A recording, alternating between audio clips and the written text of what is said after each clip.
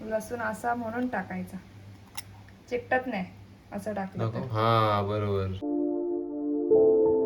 तुमचं आता स्वागत आहे समरेश व्लॉग्स मध्ये आणि रेसिपीच्या व्हिडिओमध्ये. एकदम सोपी आणि क्विक होणारी चटणीची रेसिपी दाखवणार आहे, बरोबर ना? जी मला आवडते चटणी. अक्षय बोलली मी करून दाखवते ह्यांना तुम्हाला. ओके, कोणाला तरी फायदा होईल. डाळ भात बरोबर मला जास्त आवडते चटणी, बरोबर ना? हो. आणि खरंच टेस्टी लागते. तर ही कुठून शिकली का माहिती? कुठून शिकली? आईच्या इथे. आईच्या इथून.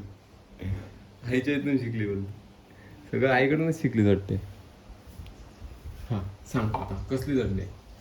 सुक्या खोबऱ्याची चटणी. सुक्या खोबऱ्याची बोलतात. ओके, मग त्याच्यासाठी सुकं खोबरं लागेल. ते अशा प्रकारे हे करून घ्यायचं. ठीक आहे. हा, बारीक तीळ करून घ्या. घ्यायचे. हा, तीळ घ्यायचे. तीळ.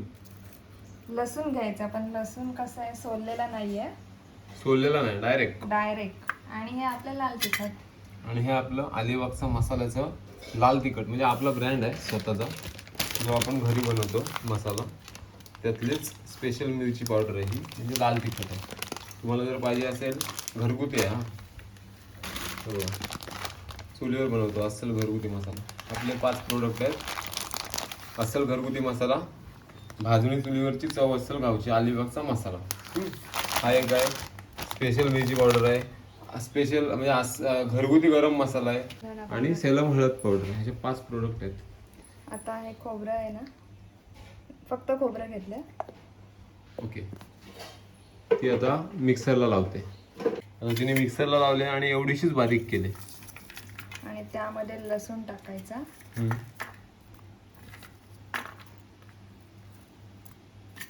सोललेला नाही, डायरेक्ट टाकायचा. सोललेला टाकायचा नाही शक्यतो, नाहीच टाकायचं सोललेला. मीठ टाकायचं. याला मीठ थोडं जास्त लागतं.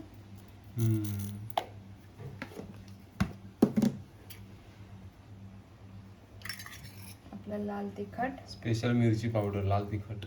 कलर काय उत्तम आहे बघ, लाल भडक, नावाप्रमाणेच लाल आहे.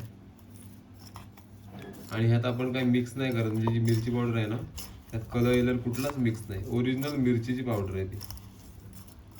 3 प्रकारच्या मिरची आपण मिक्स करतो त्यामध्ये. बाकी त्यामध्ये गरम मसाला वगैरे काय नसतं. त्यामध्ये नमस्कार मंडळी नाही बोललं असतं नाही, का? असंच. ती बघ काय बोलते, नमस्कार मंडळी बोललं नाही, नेहमीचं वाक्य. थोडस चेंज.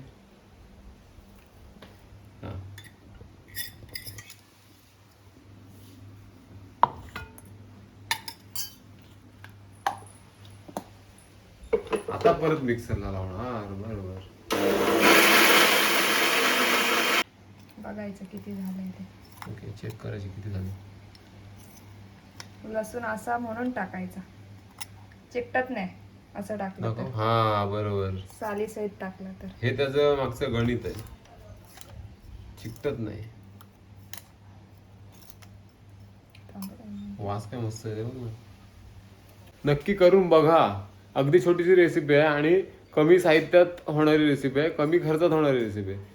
चटणी आहे आपली साधी. एवढी हा, खोबऱ्याची चटणी बोलू शकता तुम्ही, खोबऱ्या लसूण चटणी. पण एकदम जबरदस्त. मी सांगतोय बिंदास बनवा तुम्ही आणि तुम्हाला नक्की आवडणार. माझी फेवरेट आहे. बाहेर 50 ग्रॅम जरी घेतली ना 35 ते 40 रुपये पॅकेट असतं. 50 ग्रॅमचे आपल्या घरात हे किती स्वस्त होईल, 4 पटीने स्वस्त होईल. हा, सेविंग महिलांनाच जमतं पुरुषांपेक्षा. काटकसर कशी करायची ते. म्हणून लसूण असा टाकायचा. लसूण बरोबर. सगळे भाजून. आणि तिने मिक्सर मधून काढली आणि तयार झाली चटणी लगेच. बघा किती वेळ लागला. खिसून का करायची नाही माहिती आहे का? खिसलं ना तर ते बारीक अजून चिकटून राहतं हे वगैरे त्याला. म्हणून चिकचिकीत होते ती अशी. म्हणून त्या म्हणून ती चकत्या करायच्या. खिसत नाही खोबरं, डायरेक्ट चकत्या करायच्या. चकत्या करते. आणि लसूण पण साला सहित टाकायचा. बरोबर. म्हणजे हे छोट्या छोट्या ट्रिक आहेत तिच्या, नेहमी असतात तशा. आई कुठे गेली? आहे. आता तेल टाकायचे? ते आता ऍड करायचे. तेच म्हटलं काहीतरी कमी आहे. मी बोलतो झाली का चटणी? झाली ना अजून. ते भाजून टाकलं तरी चालतात हा. चालतं. हां मग आपण का ना भाजले? हां आपण भाजत नाही. नाही भाजून. भाजले तर अजून चांगले लागते. हां भाजून टाकले तर आज भाजलेलेच सांग ना मग ते. आता हे जे तीळ टाकले ना तिने ते भाजून पण आपण टाकू शकतो. नंतर का टाकणार मग तीळ तू? ते मिक्सरला लावले तर बारीक होतील पुरे. हम्म. हवे तर टाकू शकतो तसं काय नाही. हम्म.